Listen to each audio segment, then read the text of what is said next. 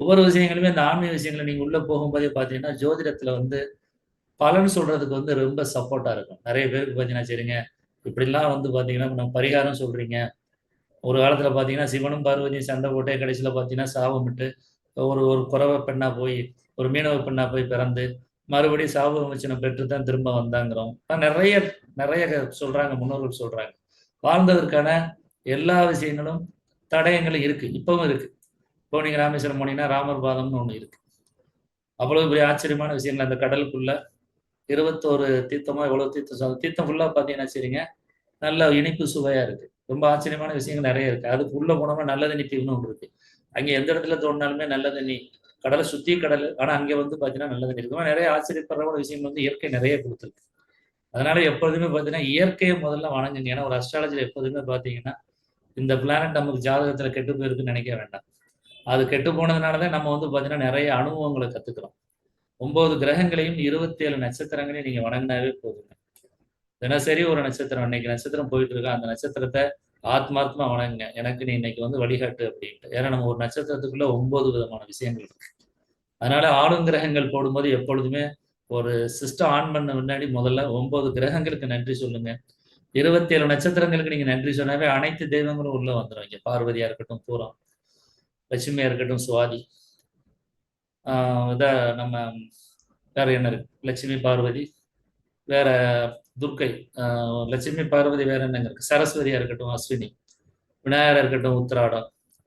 ஓகேங்களா? இப்படி எல்லா தெய்வங்களுமே பார்த்தீங்கன்னா சரிங்க, அந்த நம்ம அந்த 27 நட்சத்திரத்துக்குள்ளே வந்துருச்சு. பிரம்மனா இருக்கட்டும், சூரியனா இருக்கட்டும், சந்திரனா இருக்கட்டும், சரிங்களா? இந்திரனா இருக்கட்டும், எல்லாமே பார்த்தீங்கன்னா, இதுக்குள்ளேயே வந்துருச்சு. அதனால 27 நட்சத்திரங்கள நீங்க டெய்லி வணங்குனா கூட போதும். இப்ப நம்ம ஆலங்கரங்கள் போடும்போது எப்பொழுதுமே இயற்கைய இயற்கைய நல்லா கும்பிட்டுட்டு, அதுக்கடுத்து ஆலங்கரங்கள் போடுங்க. கேள்வி எதற்காக கேட்கிறோம்னா, இப்ப இந்த பையன பத்தி நமக்கு தெரியும். கார்த்தி. இவர் வந்து பிறந்த ஊர் பரமத்தி ஊரு. இப்ப நம்ம வந்து இவர் வந்து ஒரு கார் வச்சிருந்திருக்காரு அப்படிங்கிற பொழுது, நம்ம பார்த்தாவே தெரியும். எப்பொழுதுமே கார் கார் வந்து வாங்கி ஓட்டுறாங்க இல்லையா? அந்த கார் வச்சிருந்து ஓட்டுனாங்கன்னா, அவங்களுக்கு திருமணம் லேட்டா தான் நடக்கும். திருமணம் லேட்டா தான் நடக்கும். காரணம் என்னன்னா, 4ஆம் பாவம் சுக்கிரன் 4 இருந்தா தான் வாகனத்த வாங்கி ஓட்ட முடியும். வாடகைக்கு கார் டிரைவரா இருக்கிறது வேற. ஆனா வாகனங்கள் சொந்தமா வச்சிருந்து யாரெல்லாம் இருக்காங்களோ, அவங்கலாம் பார்த்தீங்கன்னா, பொதுவா அந்த 4ஆம் பாவம் சுக்கிரன் 4ஆம் பாவம் தொடர்பு கொள்ளும். ஒருவேள கார் நான் வந்து தொழில் பண்ணி சார், அதுல பெரிய லாஸ்லாம் ஆயிட்டேன் அப்படின்னா, அந்த 4ஆம் பாவம் 8 தொடர்பு கொள்ளலாம். சரிங்களா? அந்த மாதிரிலாம் இருக்கு. ஒரு ஜாதகம் போடும்போது எதற்காக முதல் கேள்வி கேட்கிறோம் அப்படின்னா, யூகிக்கக்கூடிய திறன் வேணும். ஆ வரதராஜன் வந்துட்டீங்க பிறகே, வரதராஜன், சிவாலாம் வந்துட்டீங்க பிறகே. 6:30 சொன்னீங்க. 5:50க்குலாம் வந்துட்டீங்க. ஓகே.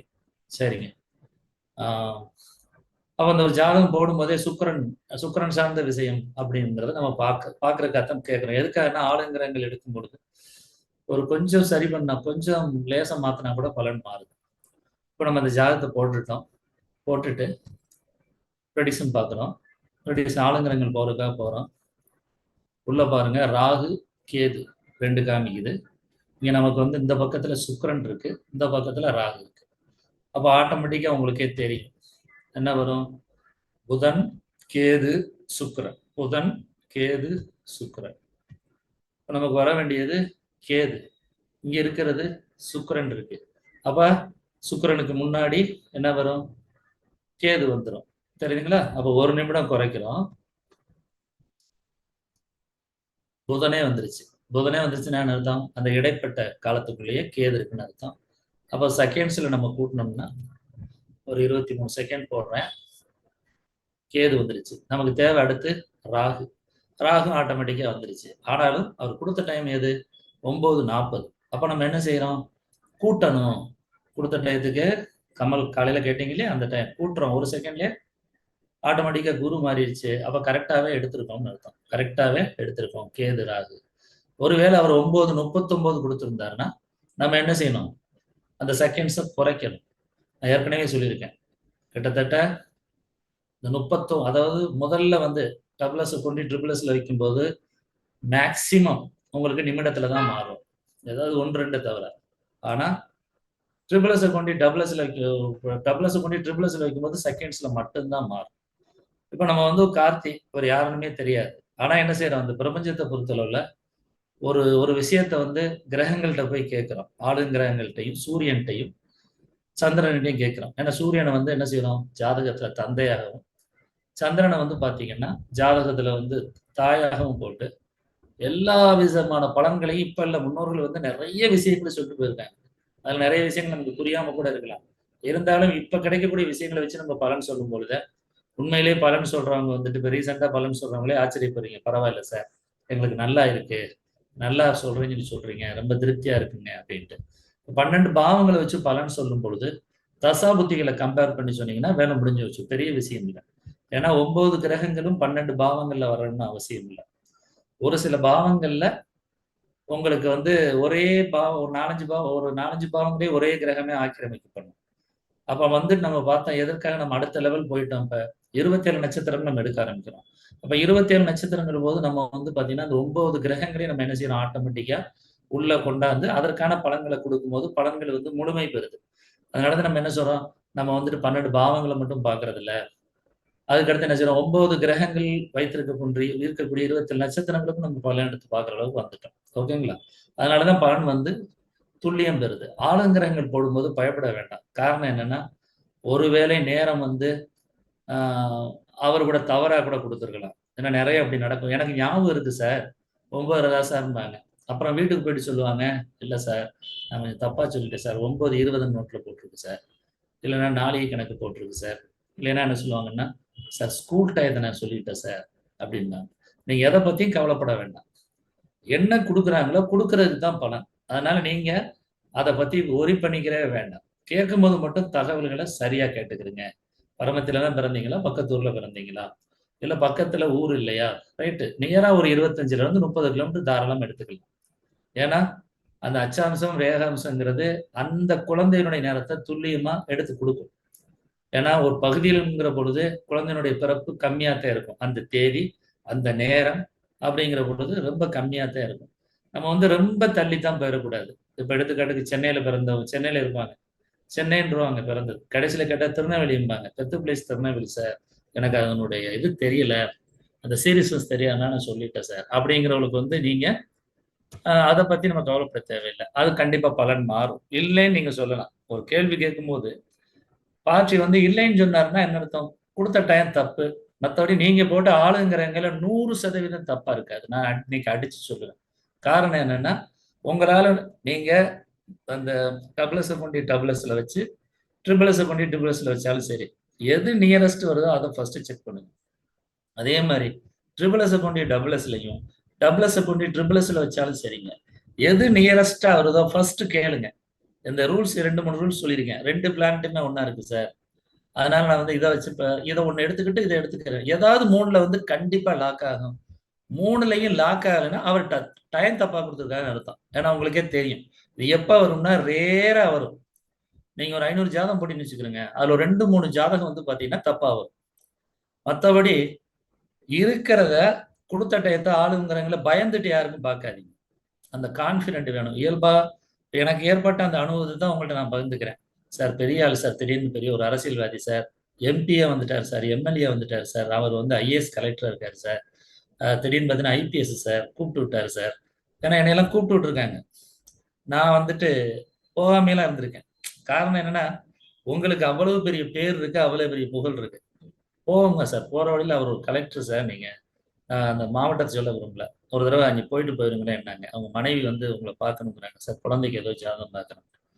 எதுக்குமே பயப்பட வேண்டாம். உங்க மனசாட்சிக்கு விரோதம் இல்லாம, நீங்க விருப்பப்பட்டா போகலாம் ஒழிய, ஒருத்தர் அதிகாரத்த பயன்படுத்தியோ, இல்ல வந்து அவர் அதிகாரத்தினால வந்து நீங்க போய் அங்க போய் ஜாதகம் பார்க்கணுங்கிறது அவசியமே இல்ல. தொன்று தொட்டுவே வந்து பார்த்தீங்கன்னா, அந்த காலத்துல இருந்து இந்த காலம் வரையும் பார்த்தீங்கன்னா, இப்ப ஜனக மகாராஜா கேள்விப்பட்டிருப்பீங்க. அவரெல்லாம் பார்த்தீங்கன்னா, இரவு நேரங்கள்ல தூங்கும் பொழுது பார்த்தீங்கன்னா, ஒரு கனவு தோணும். அதாவது இரவு நேரங்கள்ல தூங்கும்போது பிச்சைக்காரனாகவும், பகல்ல எந்திரிச்சா சரி ராஜாவாகவும் அவருக்கு வந்து எந்திரிச்சு பார்த்தோன்னே, என்னடா பிச்சைக்காரன் மாரி வாழ்றோம். பகல்ல எந்திரிச்சு பார்த்தா சரி, ராஜா மாரி இருக்கமே! அப்படின்னு சொல்லி தினசரி அந்த கனவு வந்துட்டே இருந்திருக்கு. இவருக்கே சந்தேகம் வந்துருச்சு. நம்ம ராஜாவா இருக்கோமா? பிச்சைக்காரனா இருக்கோமான்ட்டு. சந்தேகம் வந்தவுடனே எல்லாம் எதுக்காக இந்த வார்த்தைய சொன்னேன்னா, எல்லா பண்டிதர்களையும், எல்லா ஜோதிடர்களையும் வந்து பார்த்தீங்கன்னா, எல்லா ஞானிகளையும் கூப்பிட்டு, ஏன் இது நடக்குது? அதுக்கு ஒரு சரியான விளக்கம் குடுக்கணும்னு சொல்லும்போது, ஒருத்தருமே அத சரியான விளக்கம் குடுக்கல. ஆனா ஒரு ஒரு முனிவர் வரும்போது பார்த்தீங்கன்னா, அவர் பார்க்க ரொம்ப ஒரு உருவத்தால் பார்த்தீங்கன்னா, ரொம்ப ஒரு ஒரு கொடூரமான ஒரு அத பார்க்கவே ஒரு சகிக்க முடியாத உருவமா இருக்காரு. அவர் வந்து நான் உங்க சந்தேகத்த தீர்த்து வைக்கேன்னு சொல்லும்போது, அந்த சபையில இருக்கவங்க எல்லாருமே கக்கக்கன்னு சிரிக்கிறாங்க.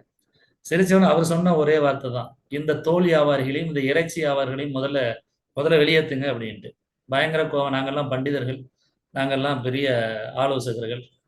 நாங்கெல்லாம் வந்து பார்த்தீங்கன்னா, அரசாங்கத்தை வழிநடத்தக்கூடியவர்கள். எங்கள பார்த்து நீ இப்படி இந்த வார்த்தைய சொல்ல போறேன்னு சொன்ன உடனே, நான் வந்து ஜனக மகாராஜா அவருடைய பதில், அதாவது அவருடைய சந்தேகத்துக்கு நான் பதில் சொல்லும் பொழுது, அதில ஏதாவது தவறு இருந்து நீங்க சிரிச்சீங்கன்னா, ஆட்டோமேட்டிக்கா வந்து பார்த்தீங்கன்னா, அதில ஒரு நியாயம் இருக்கு. என்னுடைய உருவத்தை பார்த்து, என்னுடைய தோலை பார்த்துனா, ஆட்டு வியாபாரி தான் என்ன செய்வான்னா, தோல பார்த்துட்டு இந்த தோல் என்ன ரேட்டுக்கு போகும்? அப்படிங்கிறதுக்காக தோல பார்ப்பான். இன்னொன்னு இந்த ஆடு எவ்வளவு கிலோவுக்கு போகும்ன்னு சொல்லி, கசாப்பு கடை மாரி பார்க்குற இந்த ஆளுகள முதல்ல வெளியேத்துங்கன்னு சொன்ன உடனே எல்லாரும் கூனி குறுகி போனதா சொல்லுவாங்க. அந்த மாதிரி உங்கள பொறுத்தவரை வந்து பார்த்தீங்கன்னா, உங்களுடைய திறமை தான் பேசும். நீங்க என்ன வச்சிருக்கீங்களோ அதுதான் பேசும். இரவில் நீங்க வந்து பிச்சைக்காரனா இருக்கீங்க, பகல்ல ராஜா இருக்குன்னா, நீ ராஜாவா இருந்தாலும், பிச்சைக்காரனா இருந்தாலும் எப்போதுமே சமமா நடந்துக்க. எல்லாமே ஒன்றுதான். அப்படிங்கிற நிலையில தான் நீ இருக்கணுமே ஒழிய, நீ வந்து ராஜான்னு சொன்னோனே ரொம்ப இருமாப்பா இருக்கிறதும், பிச்சைக்காரன்னு சொன்னோனே ரொம்ப கவலைப்படுறது வாழ்க்கை இல்ல. எல்லாமே கலந்தது தான் வாழ்க்கை அப்படின்ட்டு சொன்னதா வந்துட்டு, அதே ஒரு இதே இருக்கு. நம்ம எப்படி அ த பகவத்கீதை மாரி அது ஒரு கீதையே இருக்குன்னு வச்சுக்கிறங்க. அந்த மாதிரி உங்களுக்கு தேவை வந்துட்டு பார்த்தீங்கன்னா, "சார், நான் உங்க அளவுக்குலாம் பெரிய லெவல்ல படிக்கல சார். நான் உங்க அளவுக்குலாம் எனக்கு அந்த பழக்கவழக்கம் இல்ல சார். உங்க அளவுக்குலாம் போய் நான் வந்து பெரிய பெரிய ஆட்கள்" அதே இல்ல. உங்கள்ட்ட வந்து இருக்கிறது உங்க டேலண்ட் மட்டும் தான் பேசும். உங்களுடைய அழகோ, இல்ல ஆணோ, பெண்ணோ, இல்ல ஏஜோ, நான் சின்ன பையன் சார் அதெல்லாம் எதுவுமே இல்லங்க. நீங்க போயி உங்களுக்கு முன்னாடி இந்த 27 நட்சத்திரங்களையும், 9 கிரகங்களையும் வணங்கிட்டு உள்ள போங்க. நான் ஏன் சாப்ட்வேர் உங்களுக்கு 99% வேலை செஞ்சு குடுத்துரும்னு சொல்றான். அதற்கான அந்த அயனாம்சம், அந்த எடுத்து கரெக்ட்டா என்னென்ன செய்யணுமோ அதெல்லாம் கரெக்ட்டா ஃபிட் பண்ணி தான் வந்துட்டு பார்த்தீங்கன்னா, இந்த இந்த இது குடுத்துருக்கும். ஆக்சுவலா உங்களுக்கு டெலிவரி குடுத்துருக்கும். டெலிவரி விடும்போது நமக்கு என்ன தேவைகளோ, அத மட்டும் நீங்க எடுத்துக்கிட்டா போதும். இதுல நெறைய விஷயங்கள் குடுத்துருக்கேன். காலச்சக்கரம் குடுத்துருக்கோம், ஆத்தரைசர் குடுத்துருக்கோம், தசாபுத்தியில ஸ்டார்ஸ் குடுத்துருக்கோம், பாவ ப்ரிடிக்ஷன் குடுத்துருக்கேன், பிரிடிக்ஷன் குடுத்துருக்கோம், பாவ பிளானட் பொசிஷன் குடுத்துருக்கோம். எல்லாமே குடுத்திருந்தா கூட நம்ம எல்லாமே எடுக்க எடுக்க போறதில்ல. ஒரு ப ஒரு ஒரு நட்சத்திரத்த பார்க்குறோம். அடுத்து கிரகங்கள பார்க்குறோம். அடுத்து என்ன செய்றோம்? தசாபுத்திகள பார்த்து பலன் சொல்லிட்டு போயிட்டே இருக்கோம். அவ்வளதான்.